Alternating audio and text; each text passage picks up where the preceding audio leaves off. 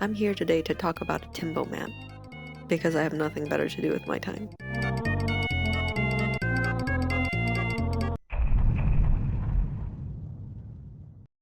It has a lot of fun patterns in it that I feel like don't lend really well to video. I feel like it's one of those maps that you should just try for yourself. Kind of surprising how well it flows. You're like essentially going out of the highway lane and then coming back in. So you're doing sort of like a figure 8 pattern. Good job.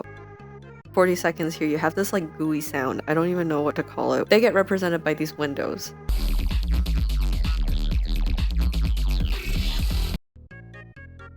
So at 49 seconds, you have this pattern that repeats 7 times. There's 3 chords, right? It's going from a minor 3 to a 2 to a 1. Because the 1 is a strong chord and the ending of it, the top is a down note to kind of give that extra punch to it. Here at 55 seconds, the last note of the set, to place emphasis on it, instead of 1 arrow note and then 1 dot note, you have 2 arrows in the windows.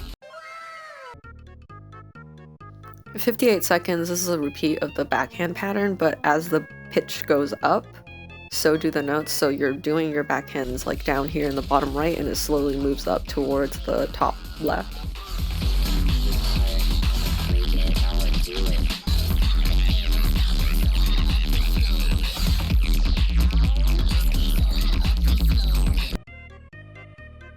Okay, so at 135, this is when you have the second drop, but instead of having the same patterns as the last time with backhands, you have these Timbo circles. I call them Timbo circles. I have no idea what they're actually called. We're just gonna call them Timbo circles. It's one of my favorite patterns. Some people don't like them, but that's because they have bad taste.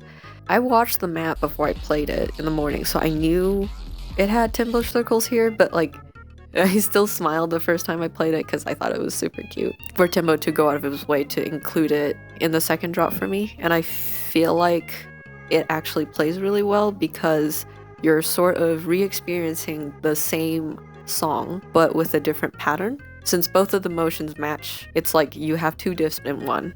I appreciate that. A lot of value. Good bang for your buck.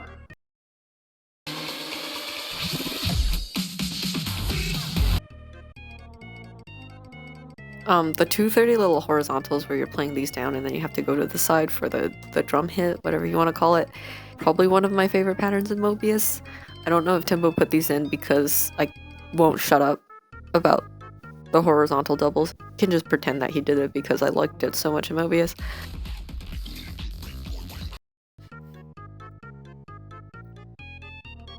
So at 232 is when you have this end pattern that goes all the way to the end. So there's actually 2 patterns. There's one where it's like diagonal and then one that's a horizontal. Even though the distances are technically different, the horizontals are actually closer together, but they feel exactly the same when you play them because the second ones are pure horizontals. The first one is like a more comfortable diagonal.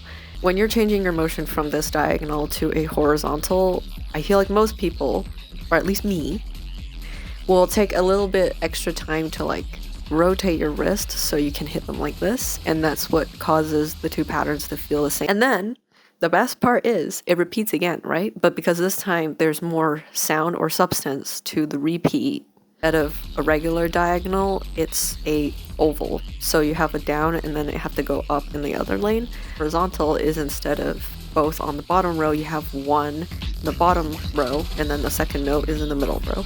And so it's increasing that time and giving that emphasis to that part of the song.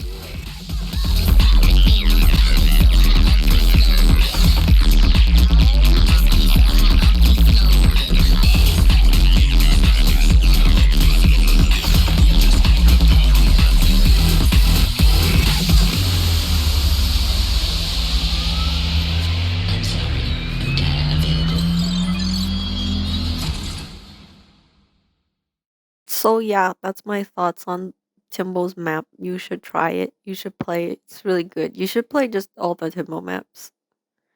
Play Love Drunk.